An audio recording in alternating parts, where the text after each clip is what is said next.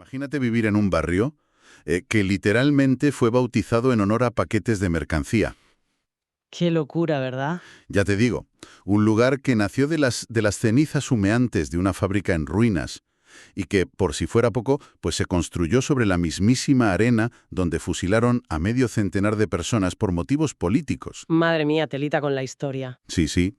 Hoy nos sumergimos en unos documentos históricos de Málaga fascinantes para descubrir que el paisaje urbano es, siendo sinceros, un maravilloso y brutal caos. Totalmente de acuerdo, porque a ver, nos gusta creer en esa ilusión de control, ¿no? Claro, la planificación perfecta. Exacto. La idea de que el entorno en el que vivimos es, pues, el resultado de un plan maestro preconcebido en un estudio muy luminoso, donde un grupo de arquitectos traza líneas rectas y asigna, no sé, zonas verdes con precisión matemática. Pero luego te sumerges en la historia urbana real. Apartas un poco esa capa de asfalto y de pintura fresca y los planos impecables acaban manchados de hollín, de barro y de pura necesidad. Así es. Por eso hoy vamos a hacer un análisis a fondo de un lugar muy peculiar. Nuestra misión en esta inmersión es explorar cómo un barrio de Málaga con un nombre, digamos, bastante extraño, esconde en realidad la historia viva de la revolución industrial, la tragedia y la evolución social de la España del siglo XIX. Eso es. Y para este recorrido hemos estado buceando en unos textos históricos e investigaciones sobre el desarrollo urbano malagueño que son, de verdad, oro puro. Son increíbles. Sí, porque lo que revelan es que las ciudades, más que diseñarse, van cicatrizando y mutando sobre la marcha. El barrio conocido como El Bulto no es simplemente un conjunto de calles en un mapa. Es la definición absoluta de un accidente histórico. O sea, es como una máquina del tiempo que nos permite ver cómo nacen las ciudades modernas a partir de la necesidad económica más cruda. Fíjate si es cruda la necesidad, que todo empieza por el nombre. Exacto, porque para entender a la gente de un lugar, primero hay que entender cómo bautizaron ese lugar. Así que, vale, vamos a desgranar esto, porque el nombre del Bulto no suena precisamente a un bulevar parisino. Desde luego que no. Leí en los textos que había un par de teorías, incluyendo algunas leyendas urbanas sobre el lodo del río Guadalmedina, ¿verdad? Pues sí, esa es la versión romántica, o más bien la versión geográfica. Ajá. La leyenda popular decía que el nombre venía de la acumulación de tierra y sedimentos que dejaba la desembocadura del río, como si la propia naturaleza hubiera formado un bulto físico en la costa. Tiene sentido a priori. Claro, pero cuando cruzas los datos de los registros comerciales de la época, la historia real es muchísimo más pragmática y está directamente ligada a la explosión industrial. Porque aquí quienes nos escuchan tienen que cambiar el chip por completo. A mediados del siglo XIX la gente no debe imaginarse la Málaga de los chiringuitos, los museos y las postales de turismo. En absoluto, era un motor industrial humeante. ¡Ostras, sí! Una ciudad llena de chimeneas, de altos hornos, de ruido ensordecedor constante. Y la zona de la que hablamos, que estaba situada junto a la playa de San Andrés, era una arteria vital. Claro, el puerto. Eso es. En esa zona se daba servicio a la inmensa industria local, incluyendo gigantes de la época como la famosa ferrería La Constancia, que, escupía humo y metal a todas horas. ¿Y qué ocurría entonces en los muelles y en los almacenes improvisados de esa playa? Pues que se apilaban montañas de cosas. Sin parar. Exacto. Se acumulaban de forma masiva y constante. Paquetes, fardos, sacos y mercancías diversas, o listas para el transporte o recién desembarcadas de los barcos. Y a todo ese volumen de mercancía apilada, los trabajadores portuarios y de las fábricas lo llamaban sencillamente los bultos. Así, en plural y sin más misterio. Es de locos pensar algo así.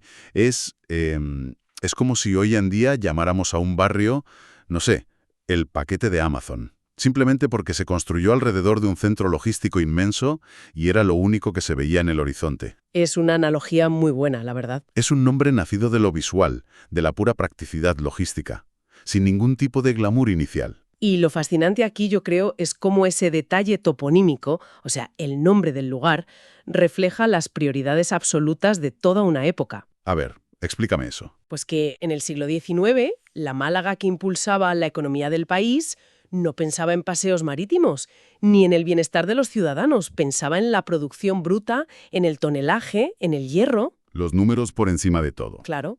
Que un asentamiento humano acabe adoptando el nombre de las mercancías inanimadas que lo rodean, a mí me parece brutal.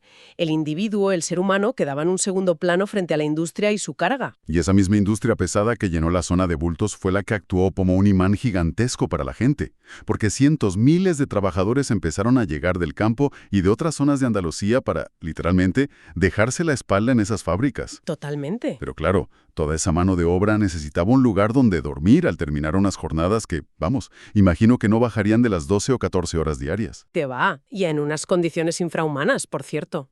Claro. Y aquí es donde la historia da un giro de guión espectacular en los documentos. Sí, la entrada en escena del empresario. Exacto. Repasando los registros de la época, me topé con el nombre de Ignacio Fernández de la Somera.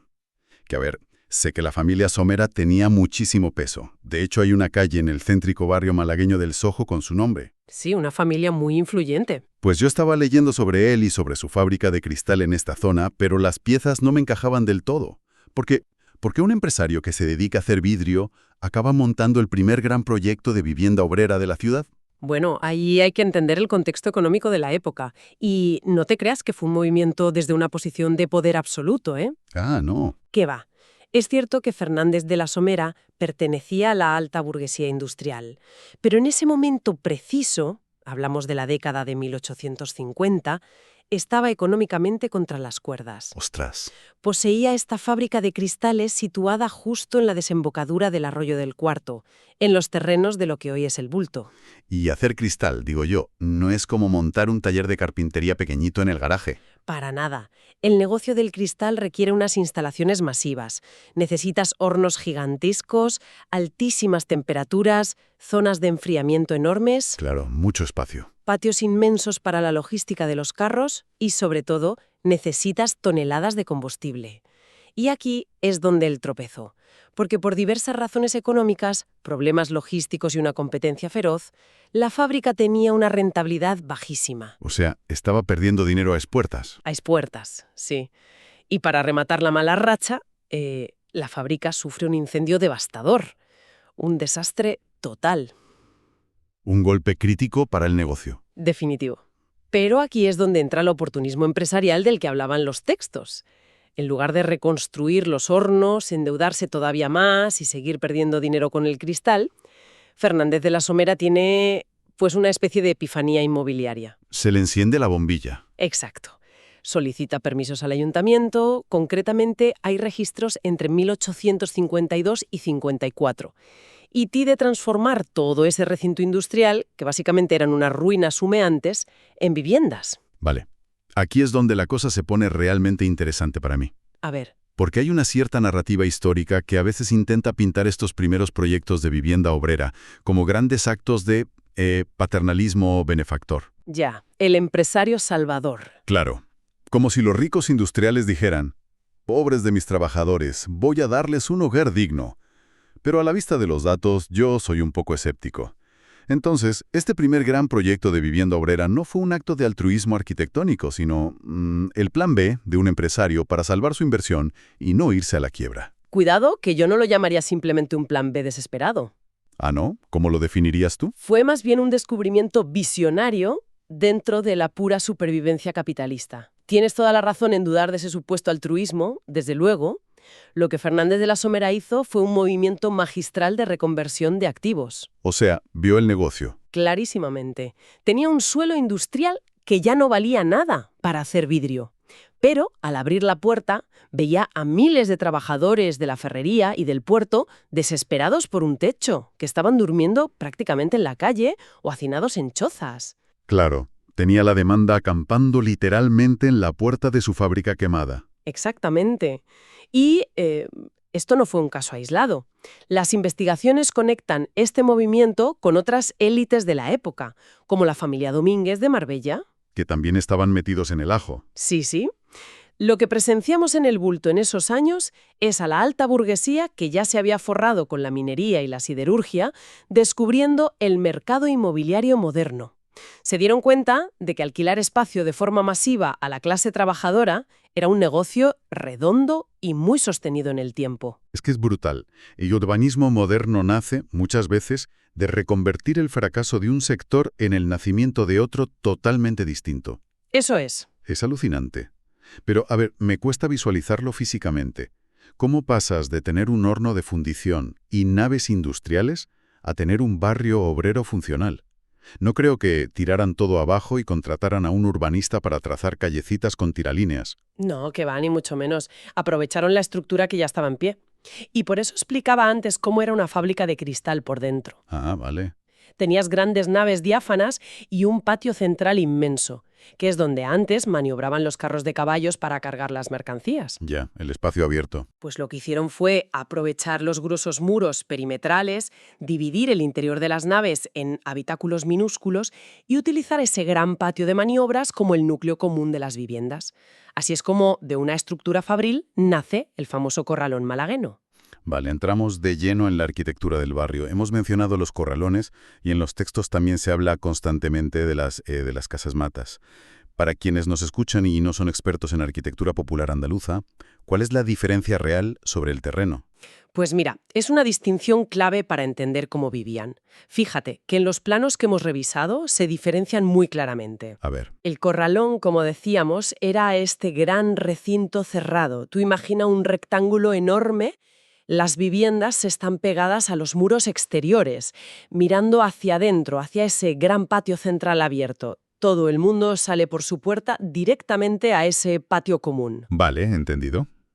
¿Y la casa mata? Por otro lado, la casa mata era una vivienda tremendamente humilde, de una sola planta, a ras de calle y totalmente exterior.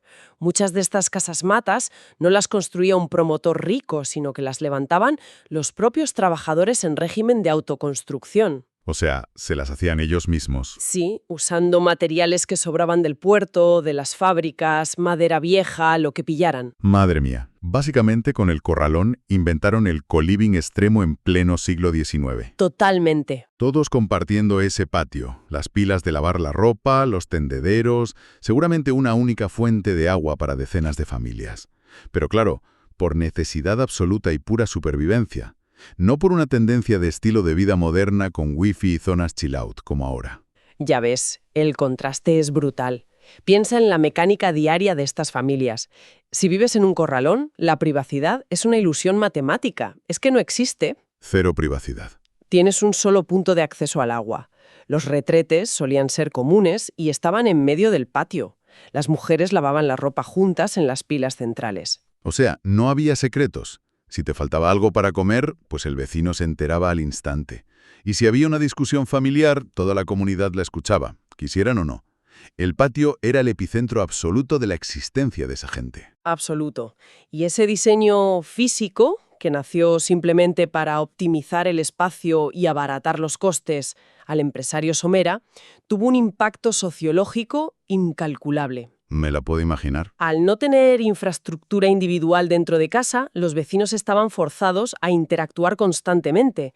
Y en una época de extrema dureza laboral, donde las jornadas eran extenuantes y las redes de seguridad del Estado eran, bueno, literalmente inexistentes. Claro, no había bajas por enfermedad, ni paro, ni nada de eso. Exacto, nada. Entonces, tu única red de seguridad real eran tus vecinos del corralón. O sea que si una madre caía enferma, pues la vecina le cuidaba a los niños o le compartía un plato de potaje para que no pasaran hambre. Exactamente. El diseño arquitectónico actuó como un pegamento social potentísimo. Forjó el ADN del barrio, un ADN combativo, solidario y profundamente cohesionado. Qué maravilla cómo la necesidad crea comunidad. Sí, fíjate que pescadores que llegaban de la mar se mezclaban con obreros metalúrgicos que venían tiznados de carbón de la ferrería. Compartían el mismo espacio, los mismos problemas de pobreza y, sobre todo, las mismas soluciones colectivas. Es decir, la arquitectura dictó la cultura del barrio. Esa convivencia obligatoria creó una identidad fortísima. Y lo que a mí me dejó de piedra es que, según los datos que cruzamos en los documentos, esta estructura física y social sobrevivió prácticamente intacta hasta hace 2 días, históricamente hablando. Ya, es alucinante. hasta las reformas urbanísticas del año 2000, casi siglo y medio de una forma de vivir que nació, recordemos, de las cenizas de una fábrica de cristal que salió mal. Yo estaba asombrada también. Es una demostración de resiliencia impresionante por parte de los vecinos. Esos corralones y esas casas matas sobrevivieron a cambios de régimen, guerras, a la guerra civil, a crisis económicas, a dictaduras. Se mantuvieron firmes en torno a ese patio central que los unía y les daba sentido de pertenencia. Pero a ver, hablábamos de ese patio central, del suelo compartido, de la tierra y el barro que pisaban los obreros todos los días para ir a lavar o a por agua. ¿Sí? Pues bien, rascas un poco en estos documentos, profundizas unos metros por debajo de ese barro de la época industrial y llegas a la arena original. Porque antes de que hubiera fábricas o estibadores, esa misma arena ya tenía un peso histórico brutal. Hay, digamos, una capa más en esta historia. Totalmente. Estamos hablando de la playa de San Andrés, cuyos terrenos históricos engloban lo que luego se convirtió en el Bulto. Y para comprender el peso dramático de este lugar hay que retroceder un poquito en el tiempo. ¿Vale? ¿A qué año nos vamos? Dejamos atrás ese auge industrial y especulativo de 1850 y nos vamos a un frío mes de diciembre, concretamente al año 1831. 1831. El fusilamiento del general Torrijos y sus 49 compañeros. Que a ver, no estamos hablando de una simple escaramuza o un altercado local sin importancia, ojo. Los textos históricos lo marcan como un evento sísmico en la historia de España. Sin duda. Un punto de inflexión. Hablamos de un grupo de hombres liberales convencidos que desembarcaron en la costa andaluza con la intención de levantar al país contra el absolutismo del rey Fernando VII. Querían cambiar el rumbo del país. Sí, su objetivo, según recogen los documentos, era restaurar la Constitución y las libertades, pero fueron víctimas de una trampa. Fueron traicionados, apresados y sin juicio previo ejecutados por fusilamiento en la misma arena de esa playa. ¿En esa misma arena? Entonces, si conectamos esto con todo lo anterior, el contraste del espacio es abrumador. Muchísimo. El mismo pedazo de tierra exacta que en 1831 sirvió como, digamos, el altar trágico de este evento político, de hombres que murieron por estos ideales, apenas 2 décadas después se convierte en el escenario del pragmatismo capitalista, del sudor, los fardos y la supervivencia diaria de la clase obrera malagueña. Es que esto plantea una cuestión fundamental sobre cómo leemos y habitamos las ciudades. Totalmente. Provee capas de significado de forma incesante, una sobre otra. En urbanismo y en historia utilizamos mucho el concepto de palimpsesto. Ah, sí, como esos antiguos pergaminos que se borraban y se volvían a escribir encima para ahorrar papel, ¿no? Ese es exactamente el concepto, sí. Aunque borres el texto anterior, siempre quedan huellas invisibles de la tinta vieja debajo de la nueva. La playa de San Andrés y el Bulto son un palimpsesto perfecto. Qué buena imagen. Fíjate, primero, la zona fue el escenario dramático de una lucha ideológica al más alto nivel del Estado, con el fusilamiento de Torrijos y sus hombres. Y la tinta de esa historia casi no se había secado cuando, literalmente sobre la misma arena, comenzó a escribirse un hito radicalmente diferente. El de la industria. Exacto. El del nacimiento de la clase obrera, el hacinamiento y el primer núcleo de vivienda social. O sea, es como si la historia de España entera se hubiera condensado en unos pocos metros cuadrados de costa malagueña. El idealismo político, seguido inmediatamente por el humo industrial y los patios de vecinos llenos de fardos. Cuando unes los datos de los libros de historia con los registros comerciales y los planos de los arquitectos, te das cuenta de que caminar por el Bulto es, pues, caminar sobre múltiples dimensiones temporales a la vez. Esa es la verdadera riqueza de hacer este tipo de inmersiones en la historia local. Entender que un trabajador que, no sé, en 1870 estaba lavando sus herramientas o remendando redes en el patio del corralón, lo hacía a escasos metros del lugar exacto donde 40 años antes se había decidido el destino político de una nación a punta de fusil. Madre mía, los pelos de punta. Y todo esto envuelto bajo un nombre, el Bulto, nacido de los fardos anónimos de los estibadores. Es una síntesis brillante de la dureza de la experiencia humana en el siglo XIX. Llegados a este punto, si hacemos un recorrido rápido por todo el viaje que hemos trazado hoy gracias a estas investigaciones, la evolución del barrio da para una serie de televisión de varias temporadas, ¿eh? Desde luego que sí, tiene de todo. Empezamos con una franja de arena junto al mar y un río que sirve de depósito improvisado de mercancía pesada. Luego, esa misma zona se tiñe de tragedia con un fusilamiento histórico de corte político. Después, aparece una fábrica de cristal gigante que pierde dinero a montones y acaba envuelta en llamas. Y finalmente, de esas ruinas... Y la resistencia de los trabajadores durante 150 años. Y por eso creo que es vital que quienes nos escuchan hoy comprendan por qué todo este cúmulo de anécdotas, de fechas y de datos históricos importa realmente en nuestro presente. Claro, no es solo anecdotario. Exacto. La historia del bulto no es solo una curiosidad local para contar en un bar, es una lección tangible de que las ciudades que habitamos hoy en día no están diseñadas de forma séptica. Para nada. No nacen en despachos de diseño con aire acondicionado. Están formadas por empresas que quebraron, por incendios fortuitos, por el lodo de los ríos, por convulsiones políticas. Y por encima de todo, por la simple y cruda necesidad de miles de seres humanos de tener un techo bajo el que dormir y de apoyarse mutuamente para sobrevivir un día más. Esas son las verdaderas fuerzas que dibujan los mapas. Totalmente. Los planes urbanísticos actuales, con sus avenidas anchas y bien iluminadas, intentan poner orden y limpieza. Pero el alma real de los barrios siempre proviene de esa amalgama de accidentes y de la adaptación comunitaria constante ante la adversidad. Pero claro, la historia, al igual que el urbanismo, nunca se detiene.